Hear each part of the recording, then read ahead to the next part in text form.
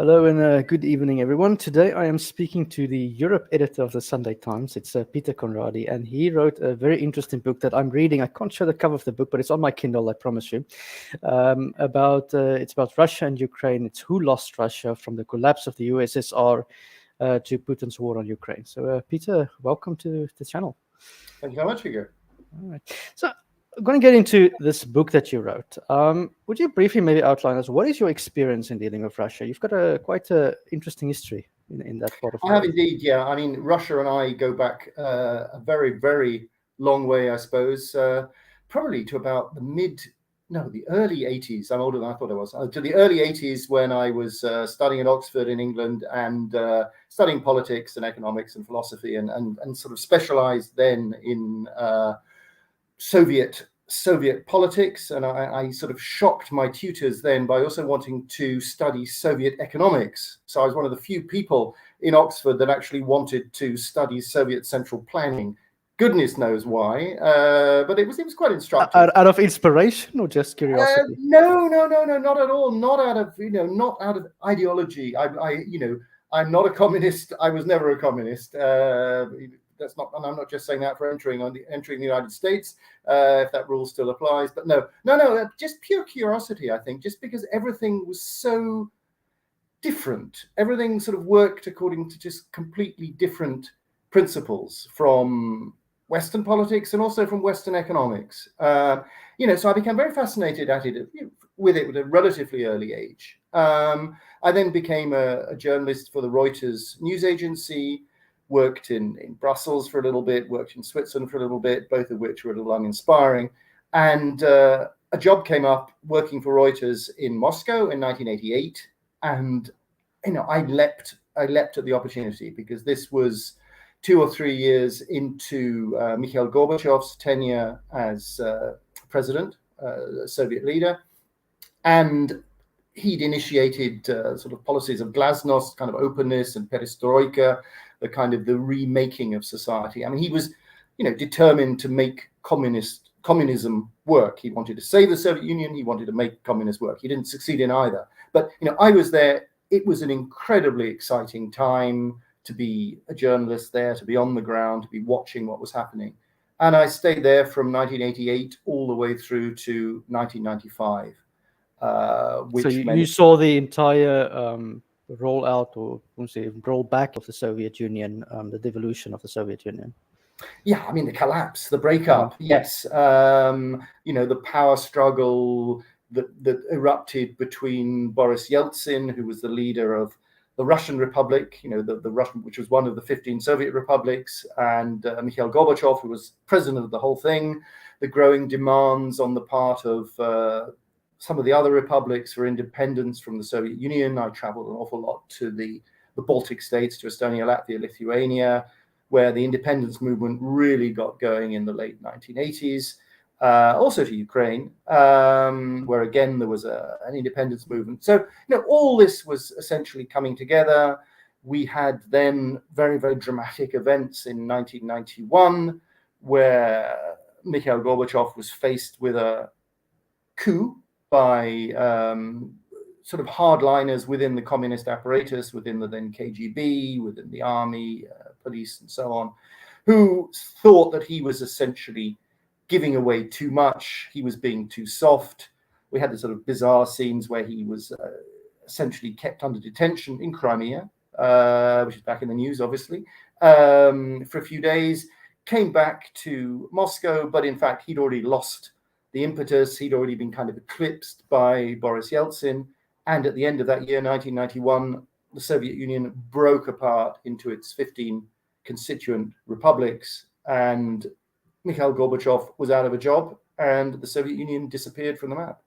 No, and it happened very quickly. This whole behemoth, this whole structure. I mean, take it for granted. I was born in 1990, so I was born not knowing the Cold War, and also the collapse of the Soviet Union obviously affected South Africa because it immediately meant that whatever leg the apartheid regime had left to stand on, which was anti-communism, they framed themselves as what was gone.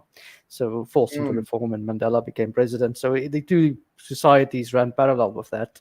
And when I speak to Russians and Ukrainians and anyone from those former countries, I take the experience as very similar to the post-colonial experience of Southern Africa.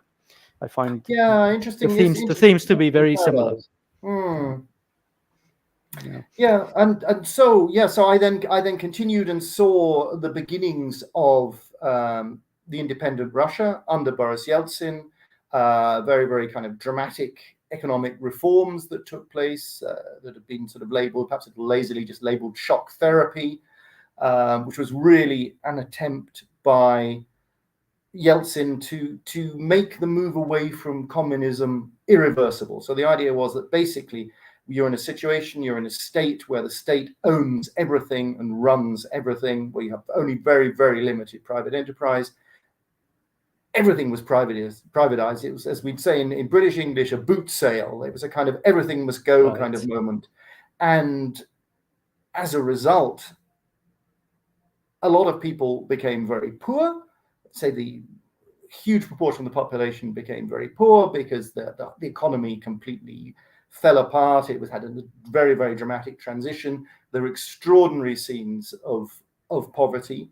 And combined with political chaos in the 1990s, and I think that's a very key point, that the kind of the 1990s are a kind of a reference period. Any Russian who lived through the 1990s, or any Russian whose parents lived through the 1990s, which essentially means almost everybody, that is a real period for them. So, the majority of people became very, very poor, and there were a few people who became very, very rich indeed. I mean, all the people that we know these days as the oligarchs, in the 80s, they were nothing. You mentioned in your book how entrepreneurs would go from town to town and try and collect these shares that the government was handing out and sort of sold them for next to nothing. And a lot of people probably didn't understand private property or free enterprise. A lot of people fell for pyramid schemes and lost a lot of money in those times. Yeah, I mean, it was absolute. I mean, it was extraordinary to watch as an outsider. I was in a very privileged position. I had my British passport. If things got nasty, I could go. I had my British salary paid in to me every month. I was absolutely fine. But you imagine it was like a society, almost like having a pack of cards and you just sort of throw it up in the air, and everything gets kind of rearranged. And my analogy is beginning to run out a bit here, but the person who was on the top before is not on the top anymore. Someone else from the bottom comes right up. Some of the smarter people who'd been on the top before, in a sense, just sort of changed the plaques on the doors of their offices. So they went from being the kind of the communist appointed ideological secretary of this particular, ball bearing plant to suddenly being the owner of it. And there was a lot of very, very murky stuff going on. But if you were well educated, if you were smart, if you were kind of quick on your feet, there were enormous opportunities to get very, very rich very, very quickly.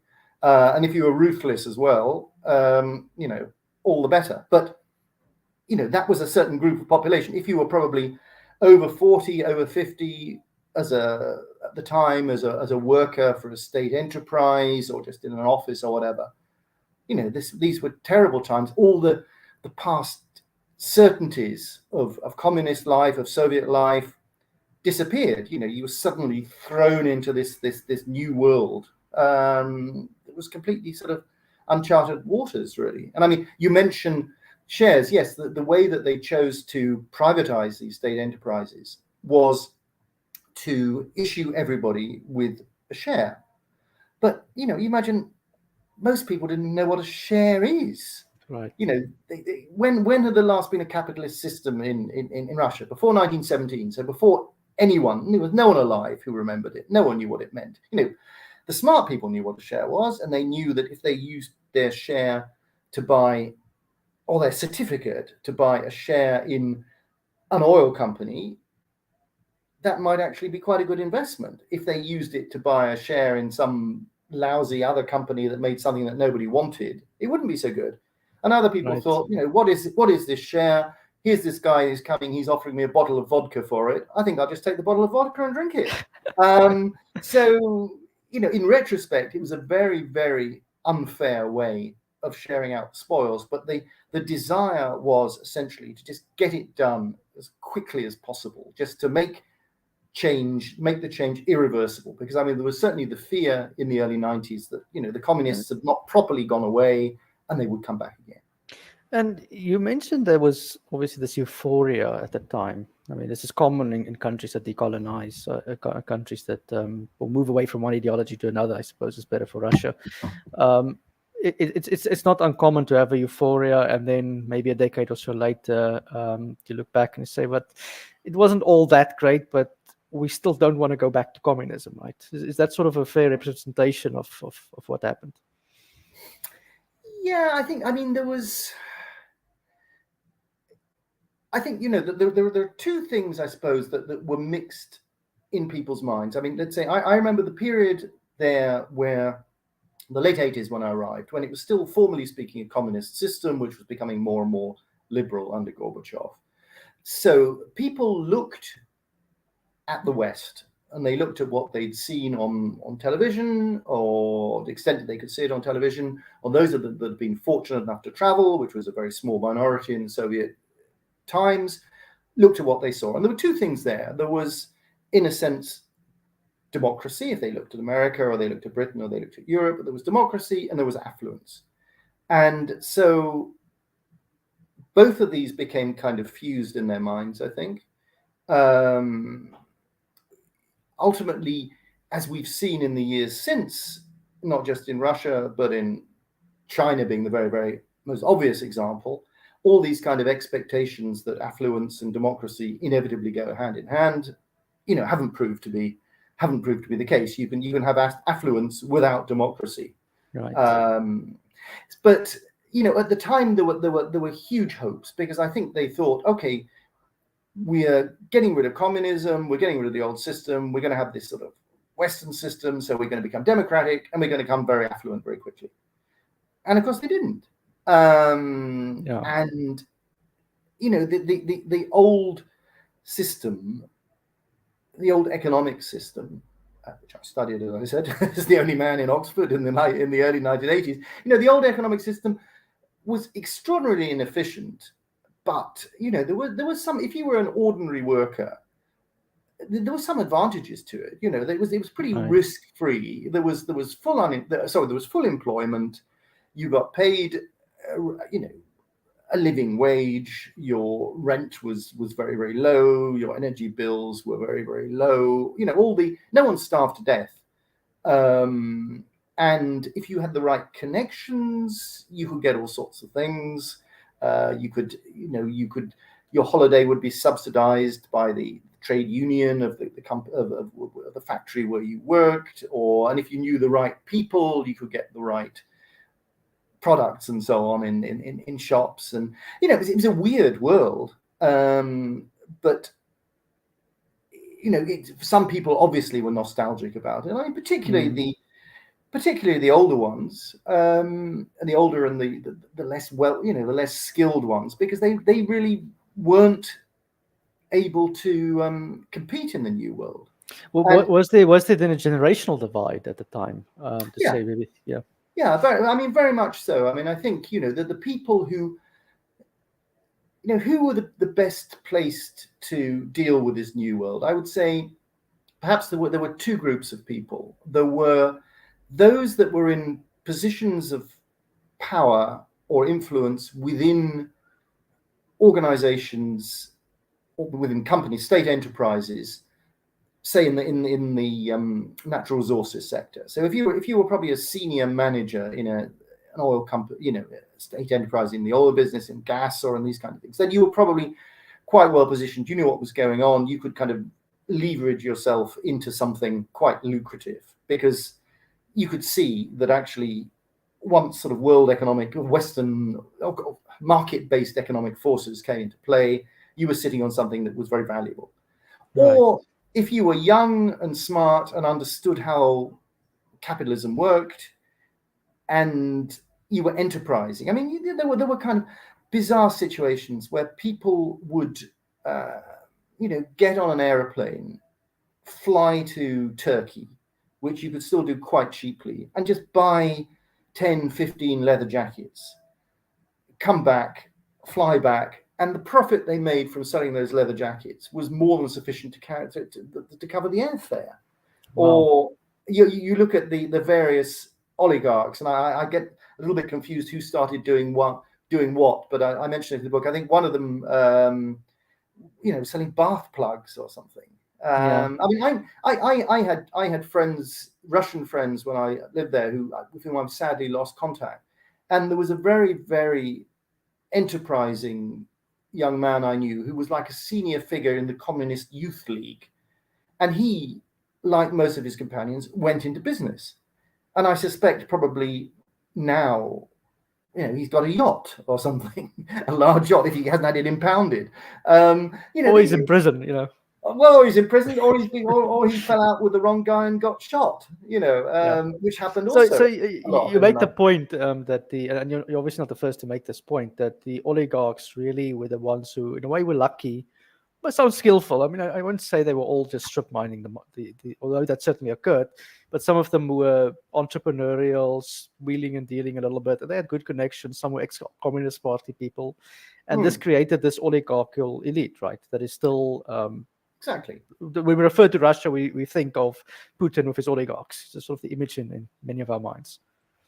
Yeah, I mean, it's true. And I mean, some of them, there was a very, very famous, prominent oligarch, Boris Berezovsky, who died in exile in Britain in rather suspicious circumstances that were meant to look like suicide, and one's not entirely convinced. I mean, he was a very, very smart mathematician.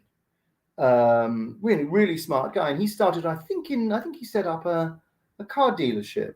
But then, a lot of them started, they went from maybe running a little kiosk by the side of the road, selling imported products. Everything was kind of, if it was importny, sort of imported, that meant immediately to a Russian buyer, it must be better.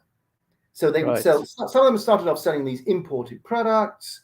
From that, maybe they would, say in his case, for example, he set up a car dealership. Often then they would branch out from that into maybe setting up a bank.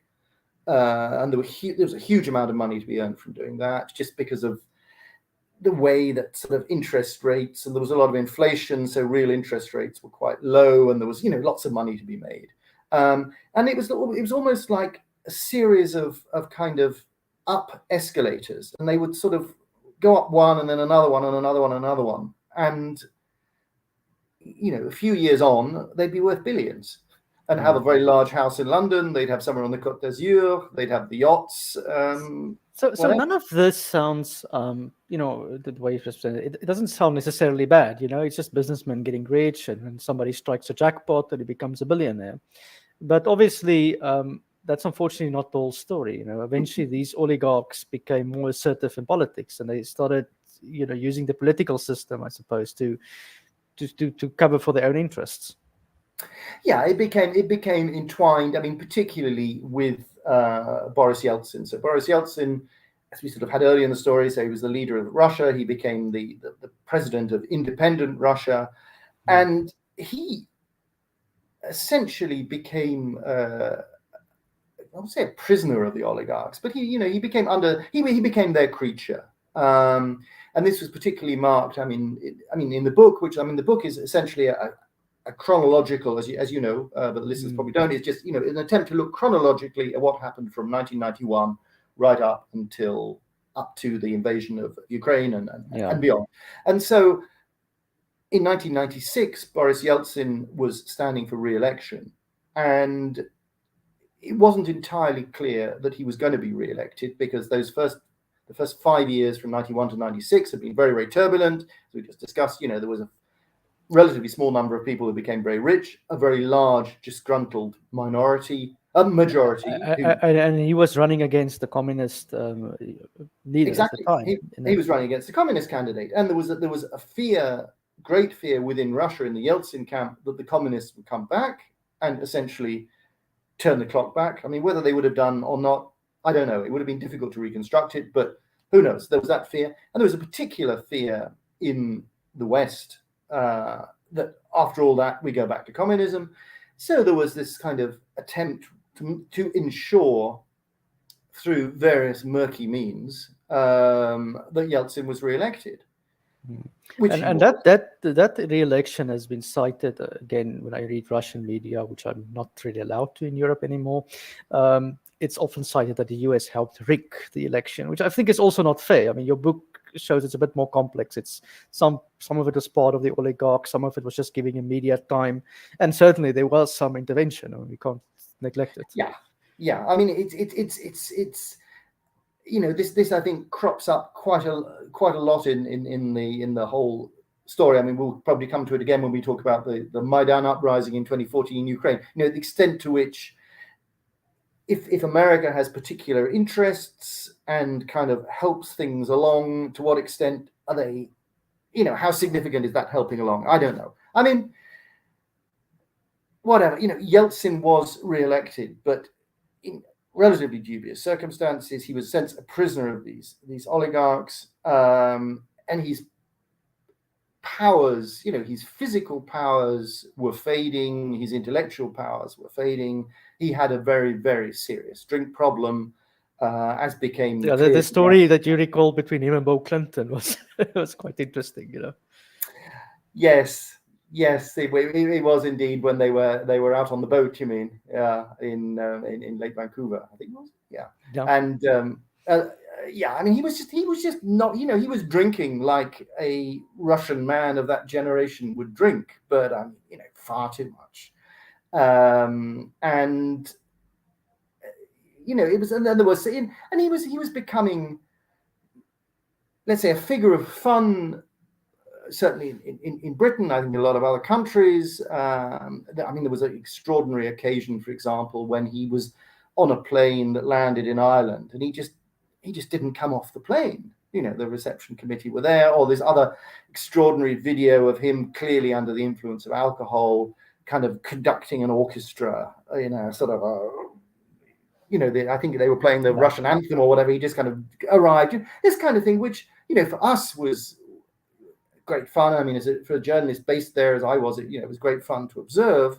For a Russian, it was you know, humiliating to feel that your president is you know, is drunk most of the time and not really up to it. So there's a kind of that also I think played a part in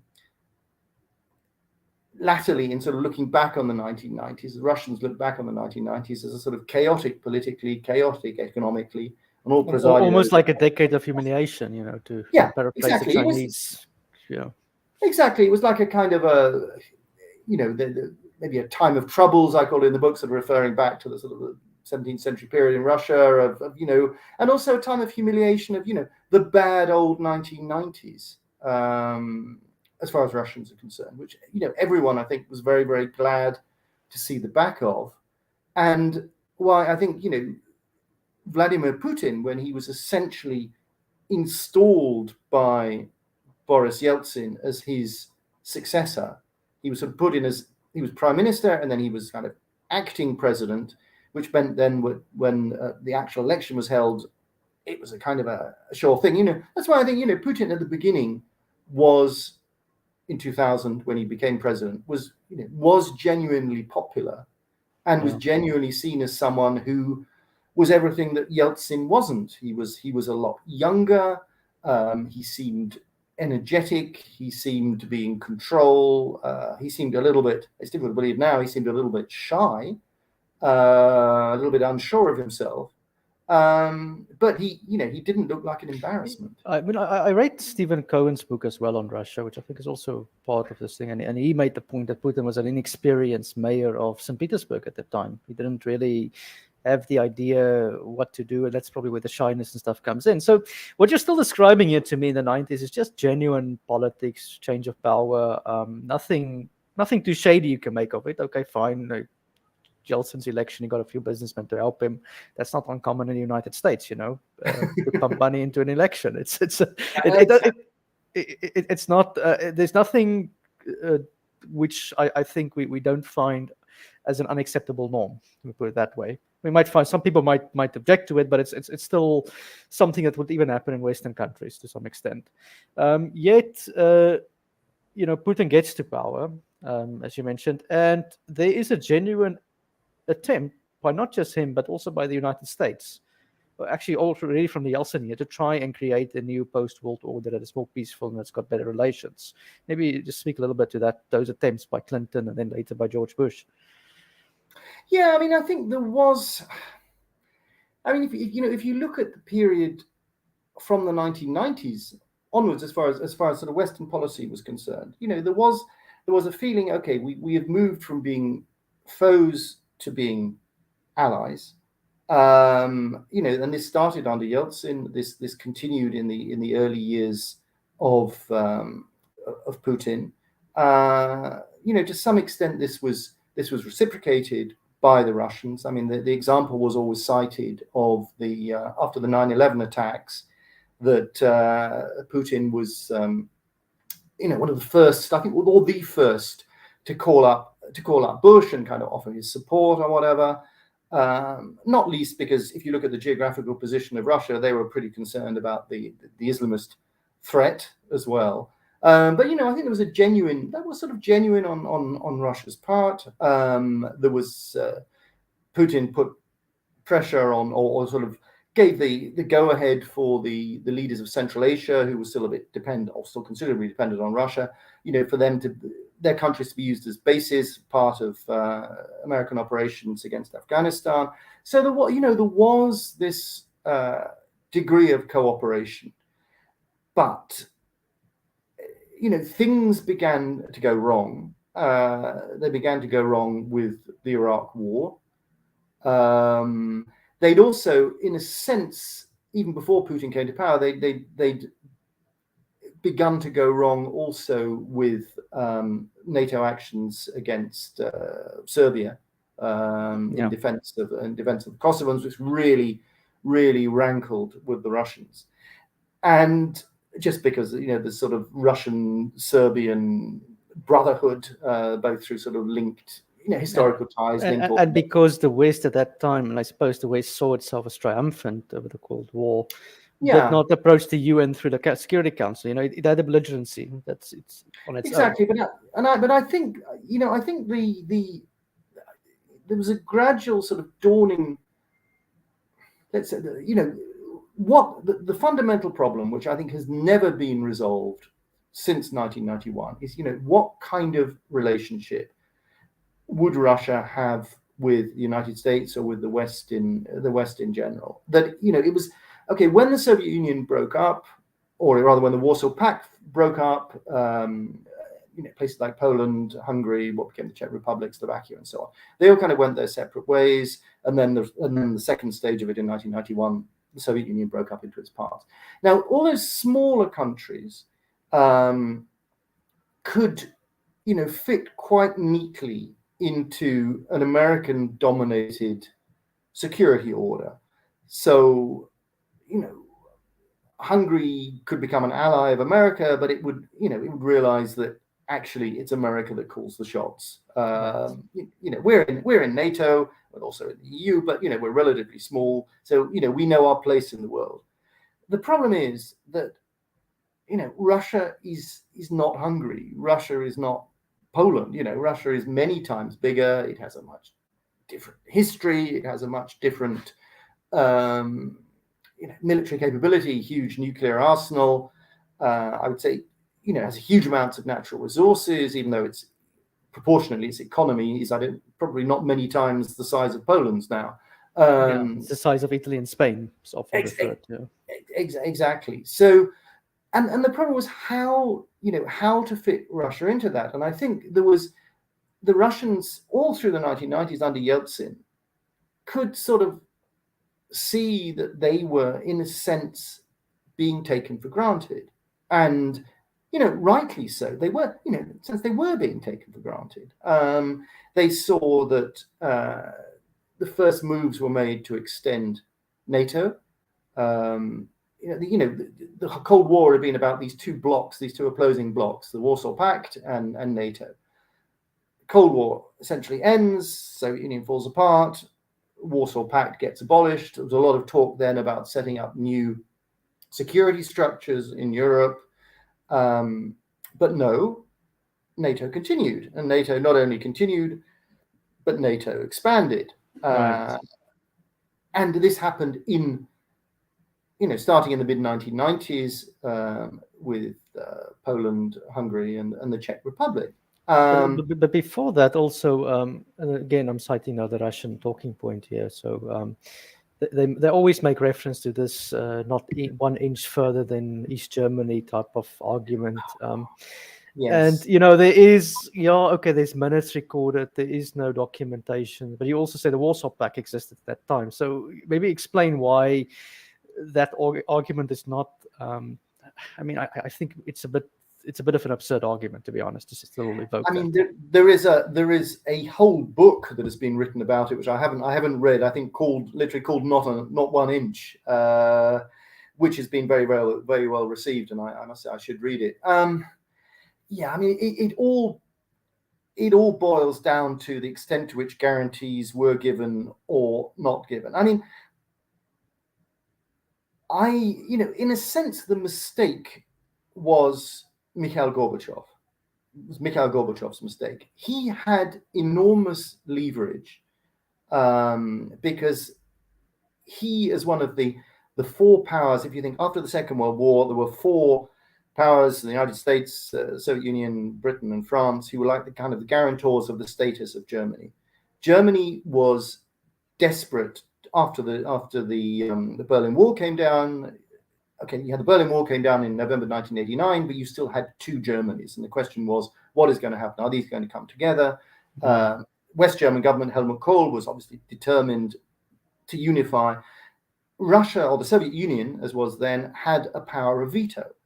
And Gorbachev should essentially have sold his power of veto for a lot more. He should have got very, very hard written guarantees from the West about what it was going to do in terms of, or he should have, about its military forces, or what it was going to do about NATO and so on.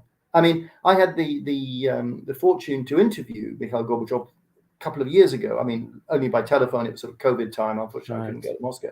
And let's say he's not as he's now in mid-90s. He's not as understandably not as coherent as he might have been, as he was before. But he continues to deny that he made a mistake. But I think he did clearly because. Well, the Russian elites, when I talk to Russians my age, they all think he made a mistake on that issue. So it's kind of irrelevant whether he made it or not. People perceive it as a mistake, but then you would also think, was Poland and Hungary and those countries, they were oppressed, if you will, use a better word, or suffered under communism. They saw Russia as the imperial power, that many of them still do today. I mean, they also had legitimate security demands, Of course. And I think it's unfair also of the Russians to say, but there shouldn't have been any attempt at trying to get some kind of military structure for them. Yeah, I mean, I find the whole argument. I mean, there's when it comes to sort of the invasion of Ukraine of this February, there's sort of these big arguments that rage between the so-called realists who say, well, you shouldn't antagonize Russia. It's all about sort of big power politics and spheres of influence and so on and so on. And the others that say, no, this is all about freedom and so on. In all of that, I find it, offensive on the part of the so-called realists to say, well, actually, you live in Poland, you live in Hungary, or you live in Ukraine. You don't have any right to decide your own destiny. I mean, essentially, NATO enlargement in the 1990s was driven by those countries caught essentially between Germany and Russia, who'd always been caught between Germany and Russia, who thought, right, this is a golden opportunity for us. Russia, who's been our more recent oppressor, is weak. It's probably not going to be weak for that much longer. Let's get in now. And so that's what happened. You had the leaders of those three And countries. I'm thinking here particularly of Poland. There was also in the West, I think, particularly to them, a sense that Poland was given away to Stalin. You know, if you remember, Britain went in the Second World War for historical guarantee to Poland. And after the war, Poland was given to Stalin. So there was a bit of that as well, I think, that played in the Western conscious as well, and saying we're not going to let Poland go again. Yeah, I think so. I mean, it was, yes, there was a feeling that we had, and I mean, also Czechoslovakia. I mean, you look at, you think the Second World War, okay, the first stages began with the dismemberment, or before Second World War, you saw the dismemberment, Sudetenland taken away from Czechoslovakia and so on. But then what was their reward after the war? They were run by the Russians. They became part of the extended Russian Empire. So I think there was a willingness to listen to these countries. They said essentially, if there's going to be still going to be some kind of iron curtain that is going to come up again in the future, we want to be on the western side of it. We don't want to be on the eastern side of it. And, one could theoretically say it would have been possible perhaps to have got rid of NATO and set up some new overall security structure in Europe. But I remember a quote from from Scott Horton, who said NATO must be disbanded. He said, well, he's not sure, it might have worked for Europe, but he's not sure what the Great White Army of the North would have looked like for the global South. So it's always counterfactuals. I mean, precisely, and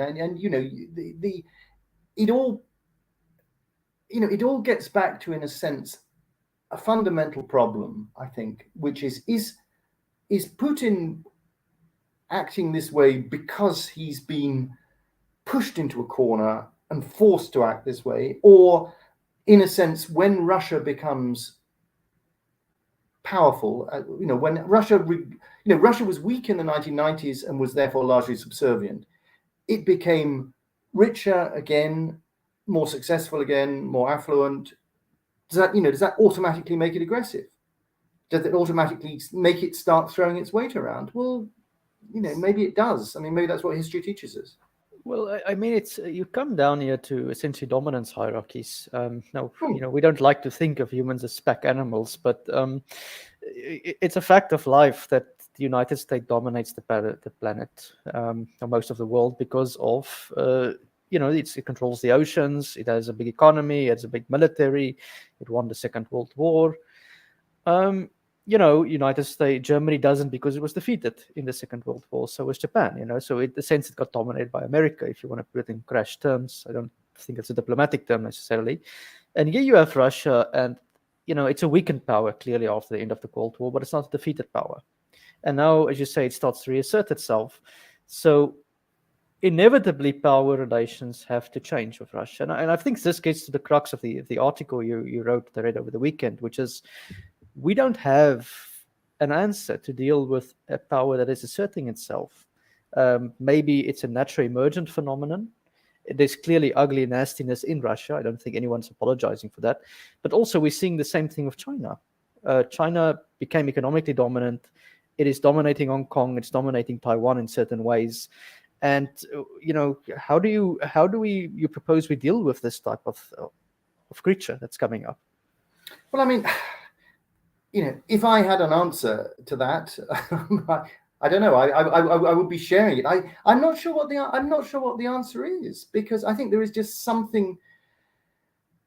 You just look at a map. Just look at how much of it is Russia. Look at a map of Eurasia. I mean, it just okay, it's slightly distorted by the maps we use, but it's a huge area, and I mean, it's not going anywhere. It's not. We can't put a wall around it.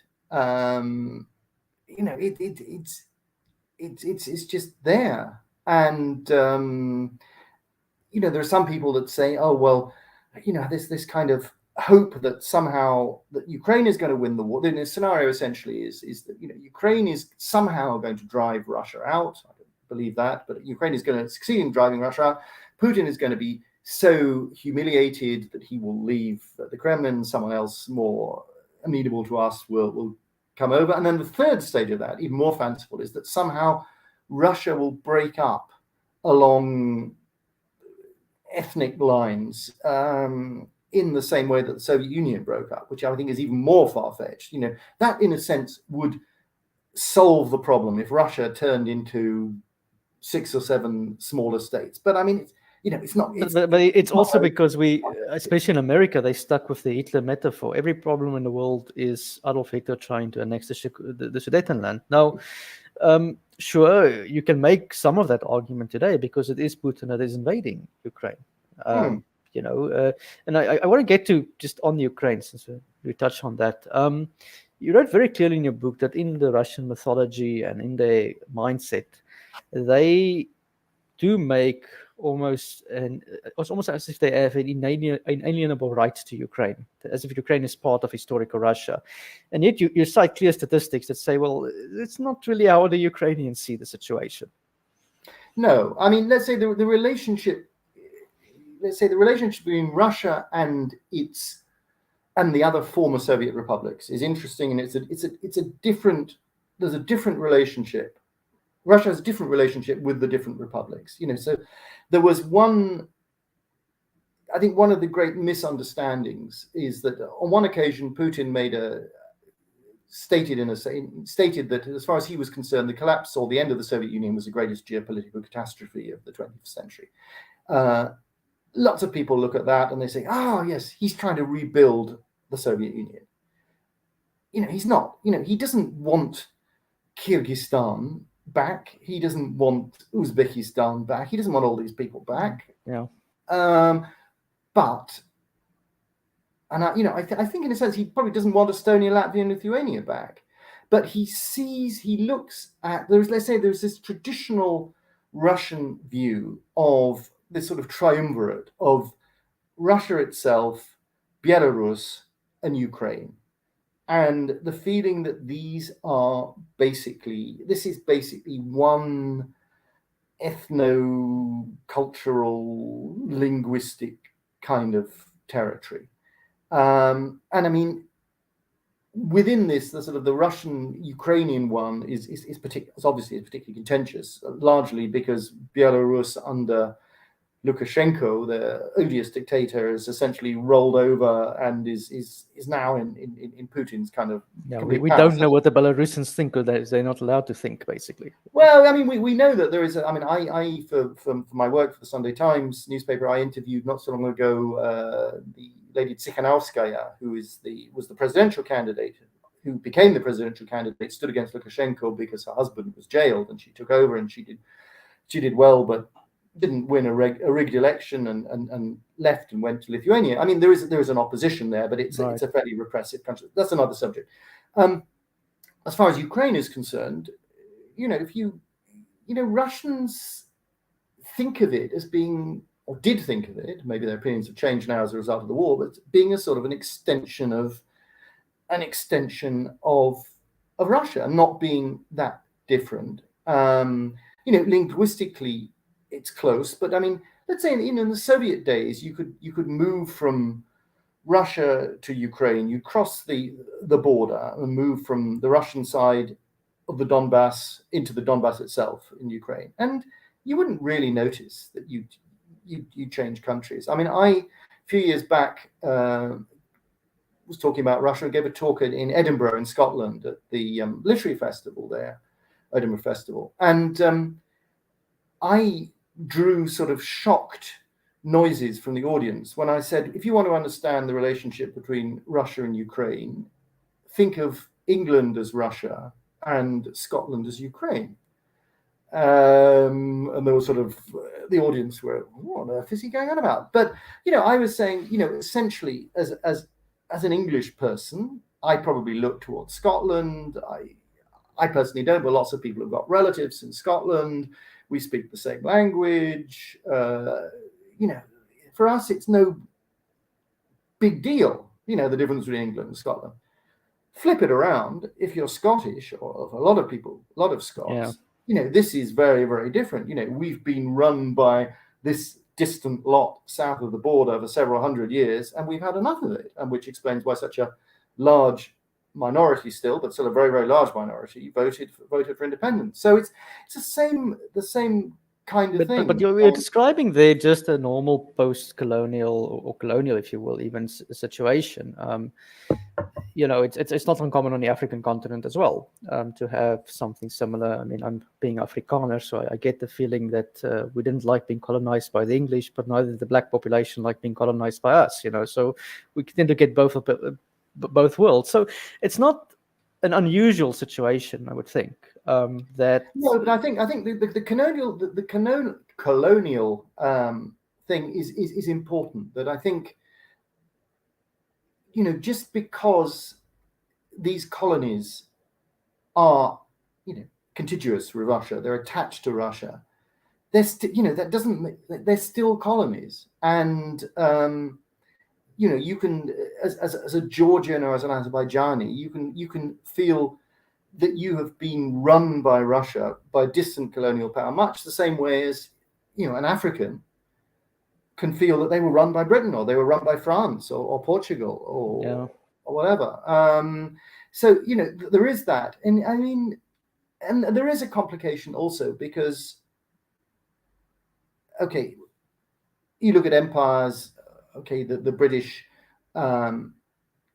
Empire, plenty of people went to Africa. There were plenty of intermarriage and so on, but there was still, on the basis of simple, obvious things like skin color, there was a very clear distinction between black and white. Whereas if you look at Russia, Ukraine, a large number of Russians went into Ukraine. There was an awful lot of intermarriage. Linguistically, they were very close. They just shaded into each other, and particularly these kind of border areas, which, let's say typical, not just in Ukraine, but in other parts of the Soviet Union, a typical kind of Soviet practice was to build heavy industry in the non-Russian republics, in certain areas of the non-Russian republics, and then ship in lots of Russian workers to work there. So you kind of shifted the ethnic balance, you kind of created groups that balanced each other, and so on. And so, particularly if you look at the Donbass, which has been essentially occupied by the Russians, and or where there's been an uprising by the locals since 2014, they culturally, they were probably much closer to Moscow than they were to Kiev. Right. So it's really kind of complicated, which in a way that if you look, for example, at the Baltic states, it's kind of a different situation, because it's very, an Estonian is very different linguistically, culturally. They look different. And the Russian minority in Estonia is small in comparison, So well, compared to the population, no, the Russian, they're getting on for about sort of 40% or so. There's a lot of Russians in Estonia. There are a lot of Russians in Latvia. But it's a different kind of relationship. They in a sense, they don't shade into each other in the same way that I think Russians and Ukrainians do. Now, I'm saying all this. This would all be heresy to someone from, say, the west of Ukraine, where the sort of the purest form of Ukrainian nationalism always existed, because this was also a part that had been, the very west of Ukraine had only been run by Moscow since 1940. Before that, it had been, Austro-Hungary or Poland or and so on. And so, Ukraine itself was quite a mixed country in terms of sort of attitudes. And if you look, particularly at, say, the elections that were held after independence in Ukraine in 1991, all the way up to kind of 2014, there was like a kind of a pendulum that used to swing. You'd have a sort of a pro-Western president who was elected, who would serve for a certain period of time, and then be replaced by a pro-Russian one. And the country was almost evenly balanced. And the interesting thing is, we mentioned that every time a president won, whether it was Yanukovych or Tymoshenko or whoever changed hands, the two victors that were running against each other, the one side was accusing Russia or the United States of intervening into the elections. Yeah, I think, fundamentally, Ukraine, let's say, I think that since the war has broken out, the war is very, very clear Russian aggression against Ukraine. Volodymyr Zelensky, as a president, has proved absolutely, since the war began, has proved absolutely inspirational war leader. All these things, say all of that. There's no doubt about any of that whatsoever. However, you look at the period before the war, i.e., from 1991 until probably till 2014 or so, and then even up until the beginning of this war, is there was so much was going wrong in Ukraine. It was so much that was I would refrain from using the phrase basket case to describe a country, but I mean, well, there was a kind of a temptation. It's okay. The third world, we describe ourselves as basket case. There's a temptation now to see Ukraine as being this sort of shining beacon of sort of Western democracy. I mean, it was a country, But is that even the case under Zelensky? Because I get you don't necessarily want to criticize somebody whose country is being attacked, but he's banning the Russian-speaking opposition press, so saying it's propaganda press. I don't know. There's accusations of even the opposition being in jail. So all that aside, I mean, none of that can justify the invasion, but there are still, even today, major issues. Call it a democratic state. Yes, there are free and fair elections, maybe, but that's not all the markers of democracy necessarily. No, I mean, I would say I went to Ukraine a few times in 2019 at the time that Zelensky was elected, in the run-up to his election.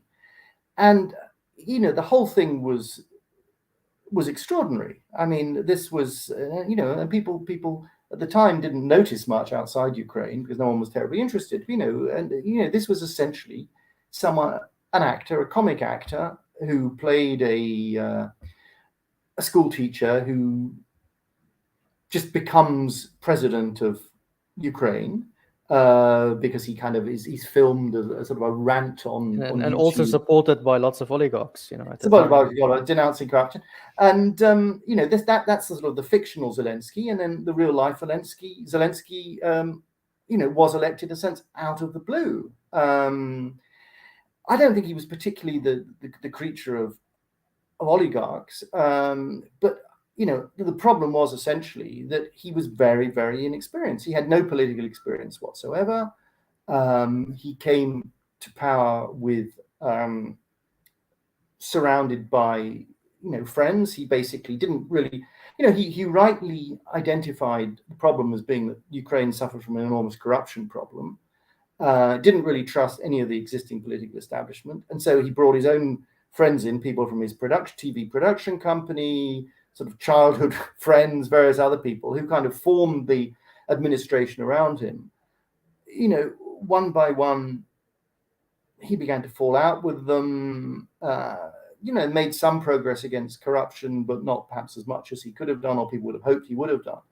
And, had the war not taken place,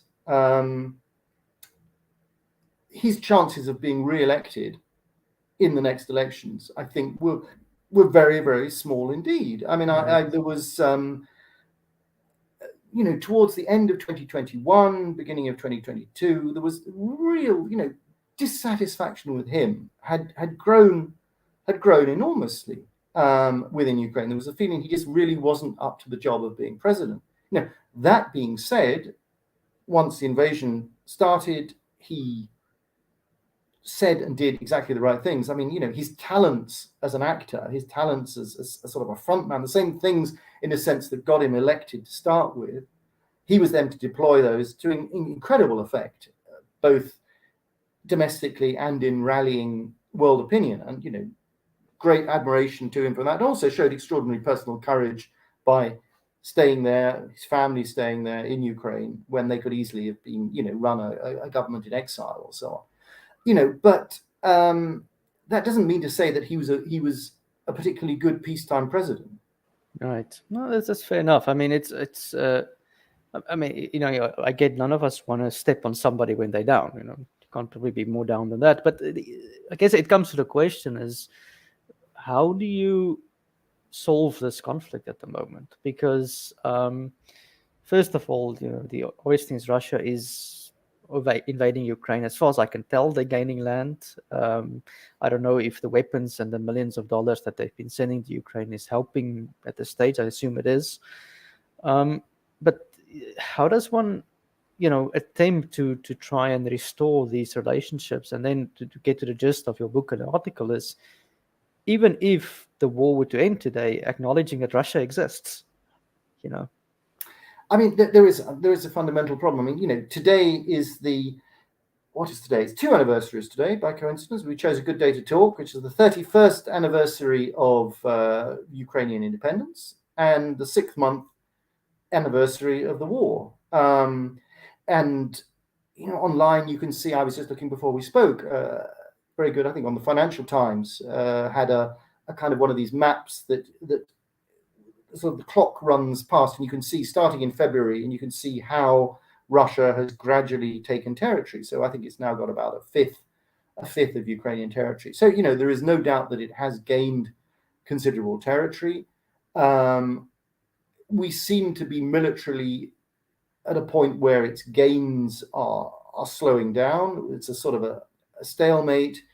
Everything really depends on how many Western arms are shipped to Ukraine and how many sophisticated Western arms are shipped. And I mean, these things are very expensive, and stocks are relatively, necessarily finite. So how long will the West keep on shipping these weapons? And as it is at the moment, it seems the current flow of weapons is just about sufficient to leave us in a kind of a stalemate. If they weren't shipping these weapons, Russians would have run over the Ukrainians. If they shipped a lot more, potentially they might be able to fight back against the Russians. So I mean, I think unfortunately we're stuck in this stalemate.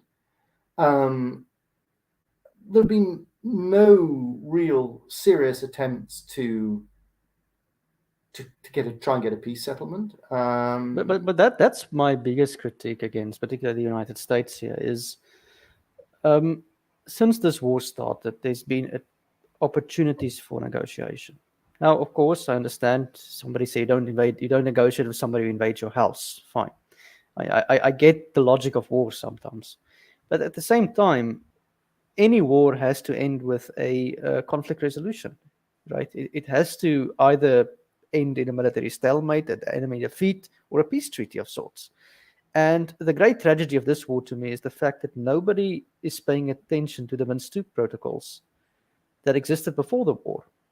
And the sad part is, had we respected that before the war started, Ukraine would not have lost the territory they've lost today, and probably the men they've lost.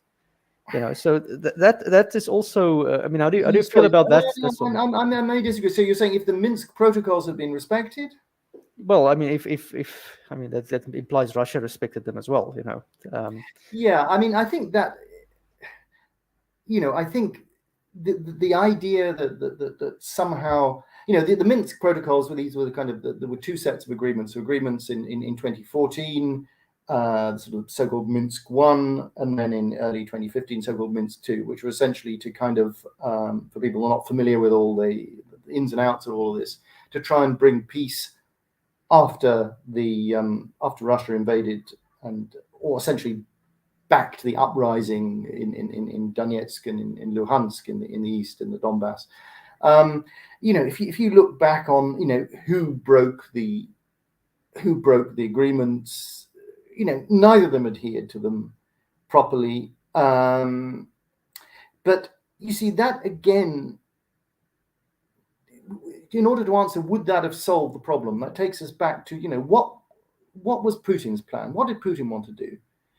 In a sense, to say that had everyone adhered to the Minsk protocols, then Putin would have invaded. That is almost presupposing that Putin's invasion was purely to protect the people of the Donbass, and that Putin's real concern was these unfortunate put upon Russian speakers of the Donbass, and that if they'd been treated more nicely, they almost portrays him as a as a humanitarian whose only interest was their best interest, which in a sense is playing to the Kremlin narrative, because there's an alternative narrative that would say, well, actually, he had an interest in this thing not working out because that gave him a kind of a conflict that continued. He couldn't care a penny, I don't know, care whatever about what was actually going on in these places. And it was in his interest for there not to be an agreement, because that would then give him a pretext at any point to intervene.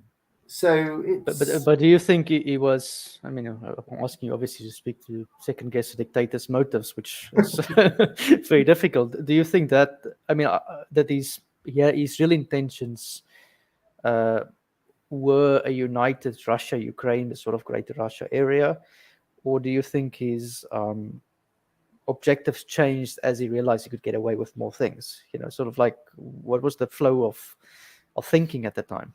That's also a question. You know? Yeah, I mean, it's. I mean, you would think that if his main aim were a humanitarian wish to protect the people of the Donbass, he would have really cranked up on the international stage, on the international in arenas at the United Nations or whatever.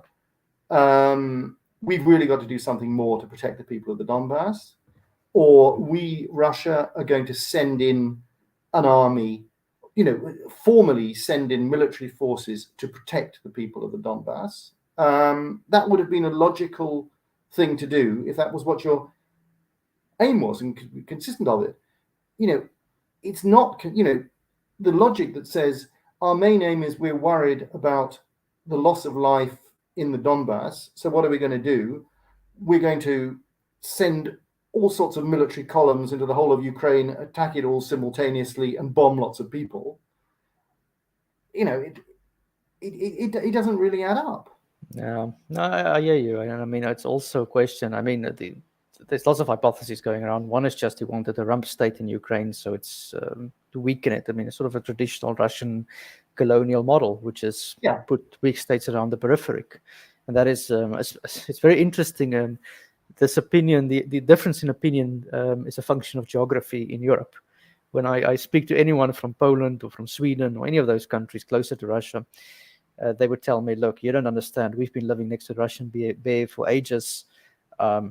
They just want to humiliate us. They just want to colonize us. But when you speak to somebody in France and the Britain, maybe they say, but maybe he just wanted to protect the Donbass, So that's sort of been my sense of how the opinion shaped, Yeah, I think I would say it's not only geographical distance. I think you're right that there is certainly a much more sympathetic view in France, where both of us are based, towards Russia. I mean, I know quite well a lady called Sylvie Berman, who was the former French ambassador to Russia. She left in 2019 or so. And I mean, she is very much sort of close to Emmanuel Macron and it sort of reflects that kind of line. And I think his line, sort of as reported to me by her, is very much that, we have to find a way of living with Russia. And he made a great point after he became elected in 2017. He paid the obligatory first trip to Germany, but thereafter he had Putin over very, very quickly indeed. And then in 2019, really sort of enthusiastically courted him, just because I think he rightly saw that there's a need to integrate Russia, to somehow bring it into Europe. I'm not sure he quite knew how to do it, but he saw that there was a need. Whereas you mentioned Britain, I think Britain has always been much more hawkish towards Russia, and is much more, I think, British thinking all the way through, not just under the current government, not that we've actually got one at the moment, is always been much closer to, the Eastern European feeling that basically, essentially boiled down to don't trust these Russians. Yeah, and the French also always had a I don't know if it's just a stubbornness on their part, but they always, if the British did A, they would do B out of return, you know. So you find it the foreign policy as well. Couldn't possibly comment on the attitude of my host country to my the nation. I don't know. Yes, no, that's fair enough. So I guess just get your last view here then on the integration thing, and that sort of gets back to the question of NATO, the European Union. You know, there was a time when Putin proposed to join NATO. I think that a possibility is now entirely out of the window. I don't think anyone is going to allow for any overarching framework of security. We were back in a Cold War, an Iron Curtain. But you know, even the European Union. I mean, how would one go about trying to find stability in that area? First of all, for Ukraine, and then for Russia. I mean, I suppose you could speak maybe first to the Ukrainian integration into the greater European and military structures, and then maybe the Russian one. I mean, yes, let's say the answer to that question really depends on how the war ends.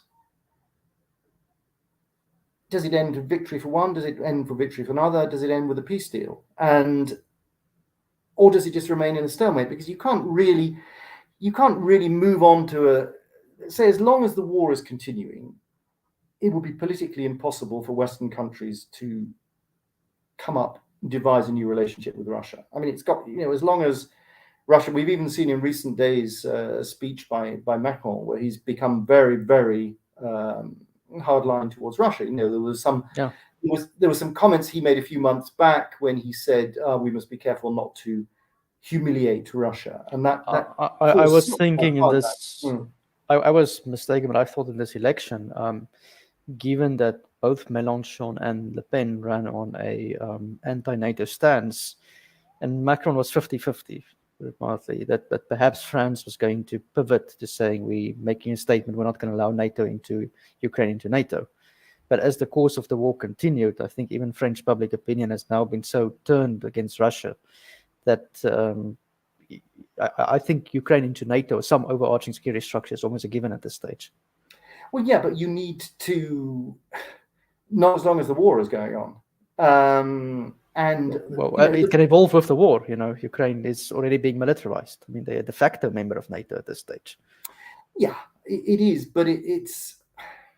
I mean, you know, it really does depend what happens in the next few months, because we have the moment we're in this sort of situation where no, Ukraine is not in NATO, and so the West is not directly involved in the war, but it is involved insofar as shipping huge amounts of weapons, and so, you know, there's a kind of a sort of a pretense of both sides are maintaining that this is basically Russia against Ukraine, but we're obviously helping them out hugely.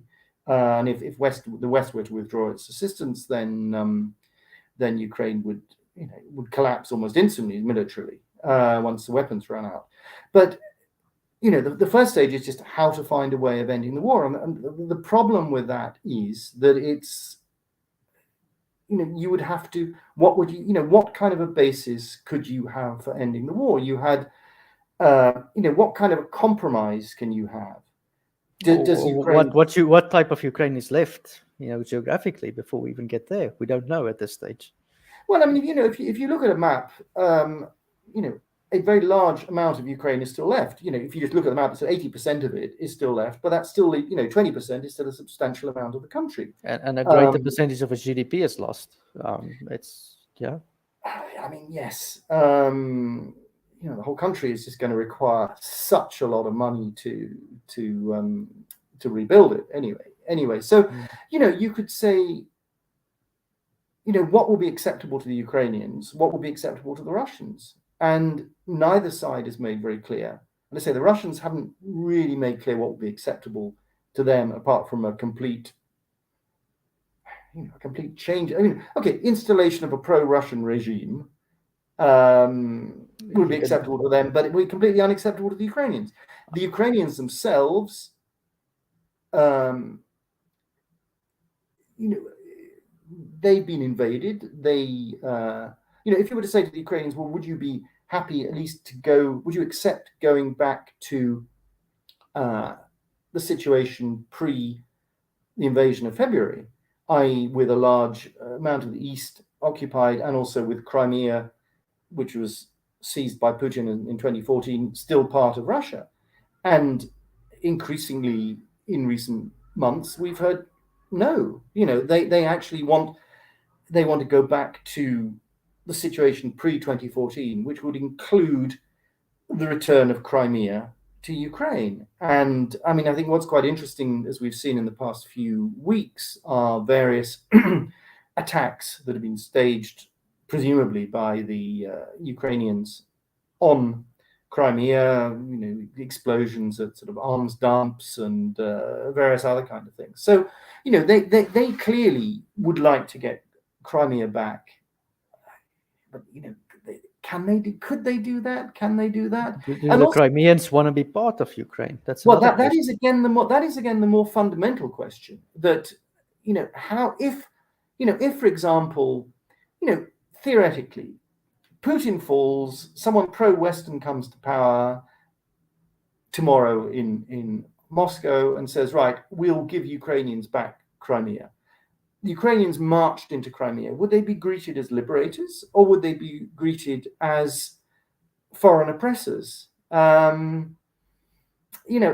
a point I someone was making recently was that if the Ukrainians had been that worried or that concerned about Crimea, they might have treated the wishes of the Crimeans, or rather of the majority population of Crimea, who are Russians, a little bit better during the period from 1991 until the annexation in 2014. I mean, Russia took Crimea without a fight in 2014, partly because the Ukrainian military then was in a very, very poor state, but also partly because, a lot of the people of Crimea, as far as one can judge, genuinely wanted to become part of Russia. The population of Crimea was majority Russian. They had been part of Ukraine. It hadn't been a particularly happy experience since 1991.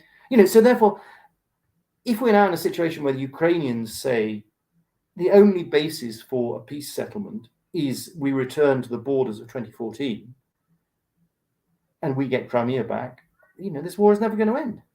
Yeah. But are we in a position to put pressure on them? It's their country, it's their war, but it's our arms. Yeah, but look, if we use the arms, I mean, let's say if we are callous and we use the arms as leverage, of course, we can pressure them. Is that the morally right thing? That's a different question. But one thing that I think needs to be mentioned is that there was an ugly side to Ukrainian nationalism. And if there is going to be a Ukraine into the EU, they have to respect also their minorities. As a bare minimum, and that has to be part of a greater nationalism, if you will, in Ukraine. I don't know how realistic that is at this stage, because when I speak to some Ukrainians, they tell me they will never speak Russian again. That's where they are at this stage, and understandably, they're being invaded.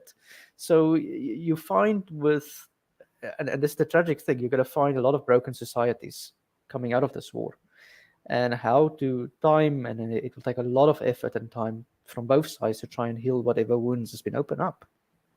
I mean, indeed. I mean, I think you talk about the ugly side of Russian nationalism. I think that's exaggerated.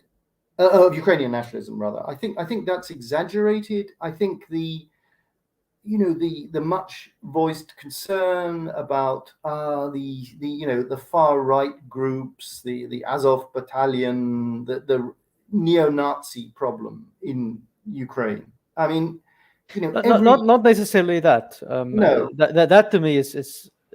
I mean, look, during Maidan, yes, there were cases of them probably hijacking the revolution, but the Ukrainians voted them out of power.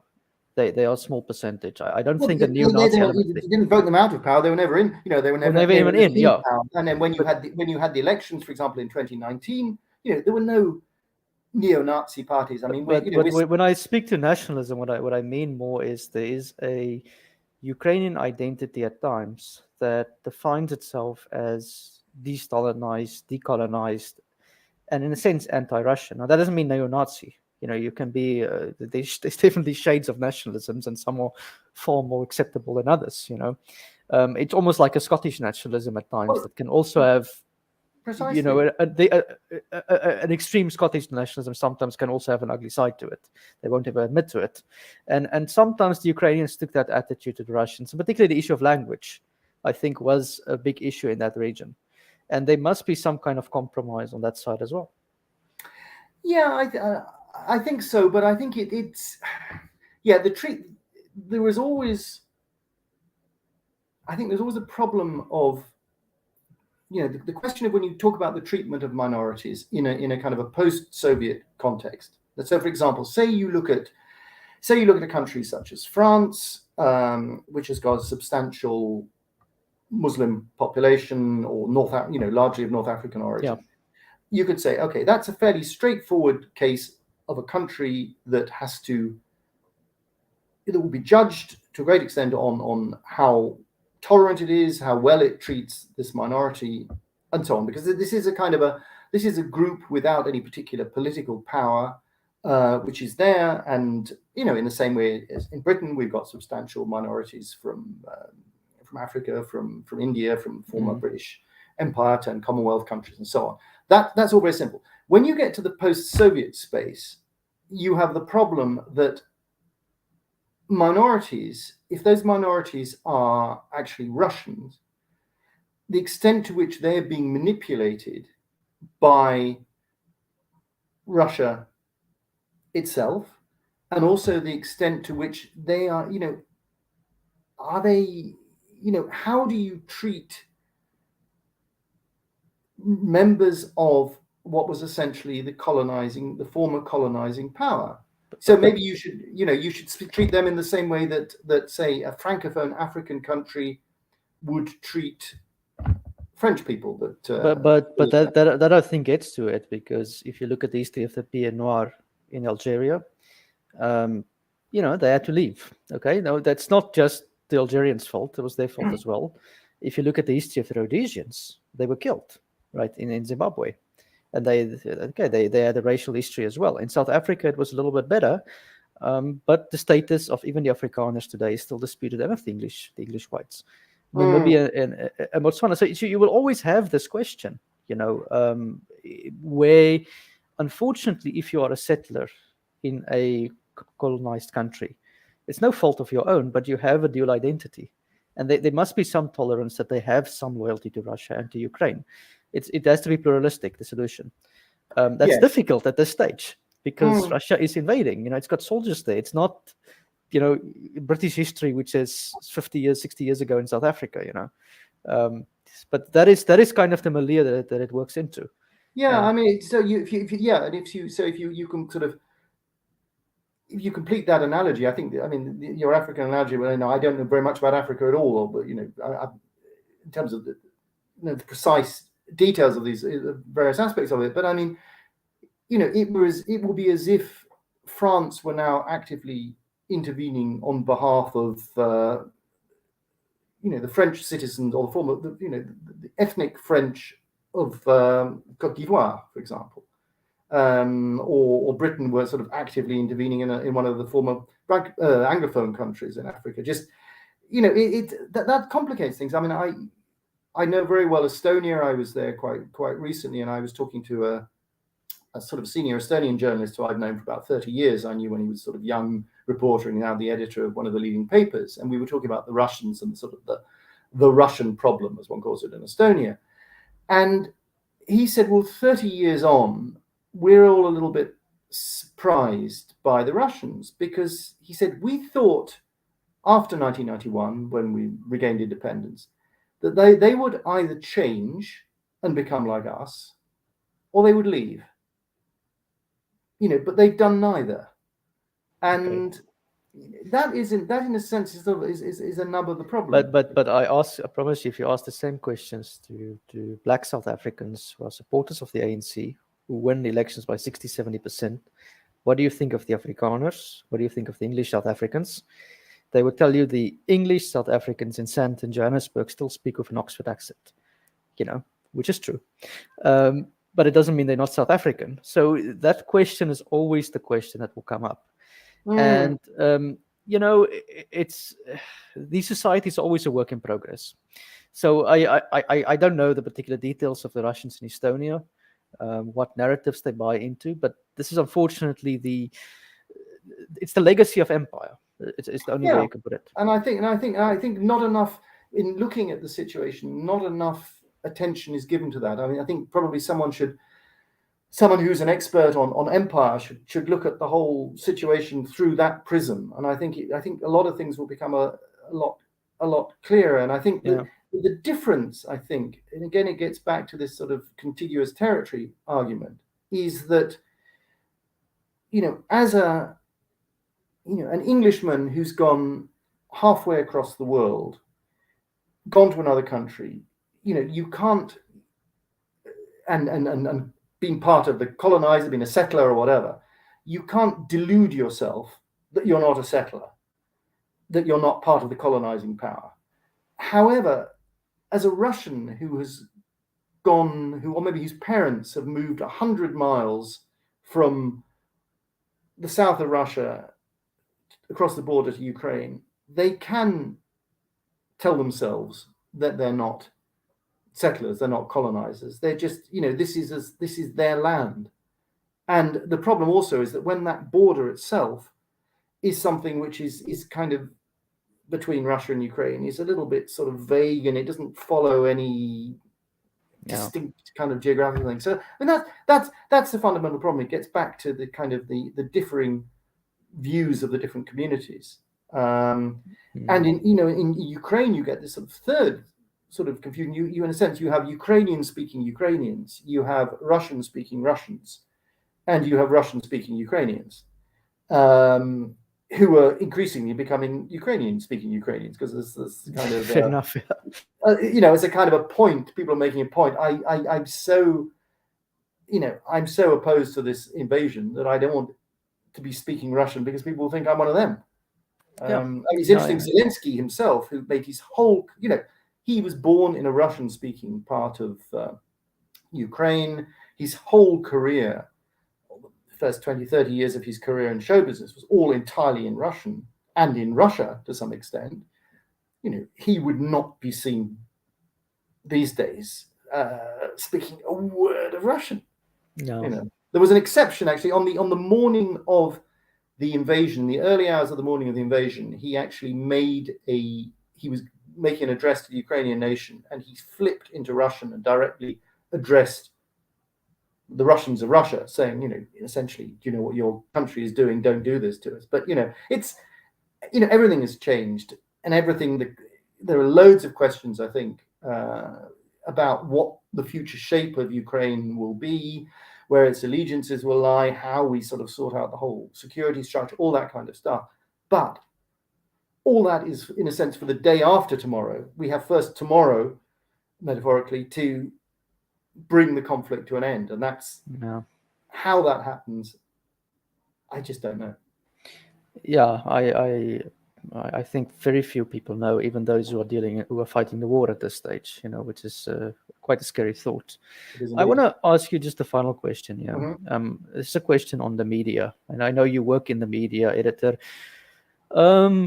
People have a habit these days of smashing the media, blaming you guys for spreading propaganda and state ideology, and all these.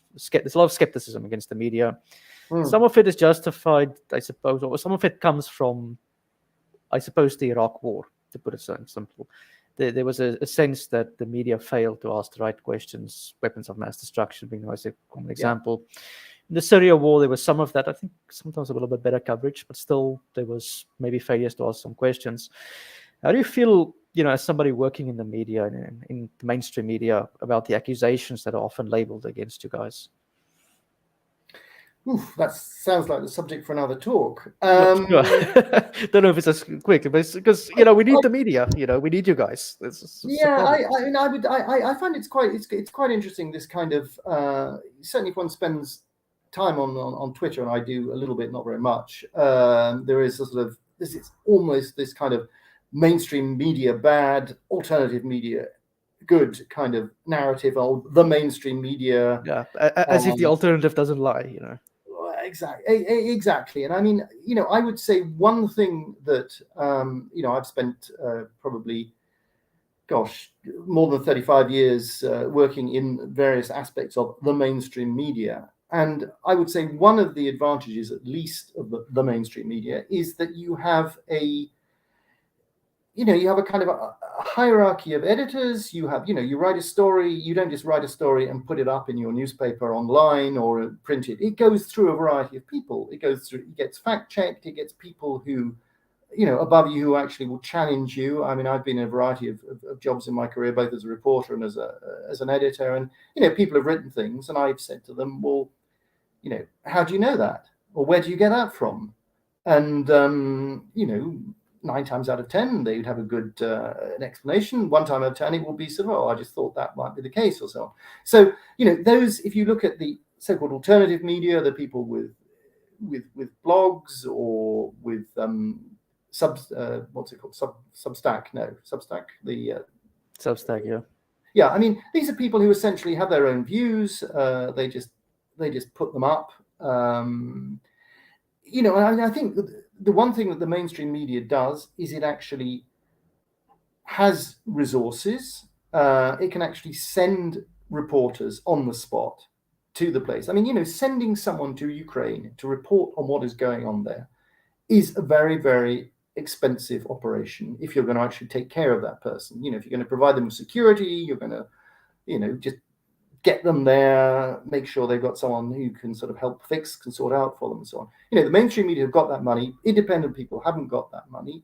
And an awful lot of the independent media, an awful lot of pieces that one reads around these days are just people sitting in their homes in America or in Britain or in Australia or whatever, and just kind of pontificating, not really based on anything. They're given too much credence, I think. There is an industry of, as you say, if you put fake news on my title, I'll probably get more views for this video, if I'm saying the mainstream media is lying, listen to this guy, so there is an industry and something to that. If I say I take your book, I mean, I can't see anything that's propaganda in the book. I mean, you really went out of your way to try and be objective and explain the historical evolution. So it's very well written. And I guess it's a question of experience sometimes as well. I think you sometimes do have activist journalists. I mean, they do exist. And I think it's a function of age. I think the more experienced journalists, you would know that they will say, maybe there's 2 sides to this story. And we say this is one or the other. And then the other criticism that is labeled against the media, sometimes it's a question of market power. Some stories sell better than other stories. So, I suppose understanding the media helps to try and source. Yeah, it does. I think that, there is a sense in which one can be, certainly you gave the example of the Iraq War. I personally didn't support the Iraq War at the time. I worked at the time for a newspaper that did support the Iraq War. And I didn't write. I never went to Iraq. I wasn't directly involved with it. But there was a sense in which it would have been difficult to push back against that, and keep my job. And so I didn't. So there's a sense in which, one does get caught up. One does get caught up in things. I mean, would any kind of mainstream American papers, British papers, publish very, very critical pieces about Zelensky now? Possibly not, not necessarily. More so recently, I would say, than in the first few weeks of the war. But yes. It's a very, it's such a broad. But is that partially self-censorship because you understand the stakes are so high in the war, a sense of responsibility, or is there really institutional pressures on you not to ask those questions? I mean, give you a best example, Maidan. I did a conversation here with Ivan Kachanovsky, who did a lot of research into it. He's convinced that the Sloboda Party was instigated a coup d'etat during Maidan. Okay, now I know that's contentious. I know that there's a lot of pushback against that story. But nonetheless, his research to me looks well researched. It's up there for people to judge for themselves. And just to clarify, even if that was true, it doesn't mean you justify the invasion. Even if the Russian propaganda has truth to it, it doesn't justify the war. But No, the Maidan story, I feel, has not gotten maybe the necessary coverage it has, because there might have been a fear that if we do that, we will give legitimacy to the Russian war narrative. And that, to me, sometimes it shows there's skepticism in the media. It creates unnecessary skepticism. Now, I don't know. I don't work in your position. I don't know how to address it. So it's sort of like a guy pointing fingers. I understand. I'm not mainstream. I understand it's difficult. But yeah. So just how do you respond to that? I would say if you look at the Maidan uprising, there was plenty written about it. Plenty written about it at the time. Maybe at the time. The extent to which there was Western involvement, American financing of it. It was very clear that there were, a whole number of people pitched up in Maidan. Politicians, American, European politicians pitched up there.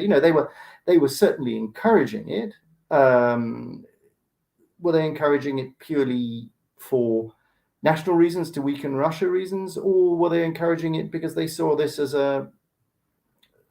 some kind of a democratic outpouring? I mean, it's difficult to say, but I think no, we shouldn't be talking about it again. Maybe we should have talked about it more at the time, but I don't think there's any argument for talking about it now, because that just does then turn into a justifying the invasion in 2022. It can be used to justify that, and the argument that these were somehow Western puppets that were installed in 2014, which that sort of logically kind of leads to.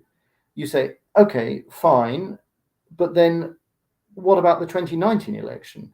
2014 was a long, long time ago, and so the 2019 election saw a complete political upheaval. It saw and 2005 was also something similar, right? So it's not the first time in Ukrainian history there's been an uprising. No, but I know, but the 2004, but I mean, the extent, the point is that in a sense, if one were talking about the events of, if one was sitting in 2015, 2016, and one were trying to explain what was going on at the time with the uprising in Donbass, and the Russian-fueled uprising in Donbass and so on, and to say, well, there are doubts about the legitimacy of this government, that would have been a legitimate discussion to have had at that point. I think now to talk about it is no one claims that the West rigged the 2019 election in Zelensky's favor, because I don't think the last person on earth that they would have rigged it in favor of would have been him, because he was just a complete unknown outsider. So you can speculate. No, this is a fair answer to it. It's just there are sometimes. I guess it's a question of the Russian propaganda, sometimes of the skepticism, but some of these questions, it seems at times that the media is self-censoring, maybe for legitimate reasons. I don't know. But no, again, I'm also skeptical. I'm almost cynical against the people who criticize the media for everything, because try not having a decent media. Try living in Russia and seeing what passes the media there. Exactly. See what the alternatives are. So I'm thankful for what you do, just to put it out there, and I really appreciate the comments and your time to come and talk here. So I'd really like to thank you for the conversation, Peter. It's been fascinating, actually. The time, I see we've been talking for an hour and a half. It's flown past. It's been fascinating. Thank you.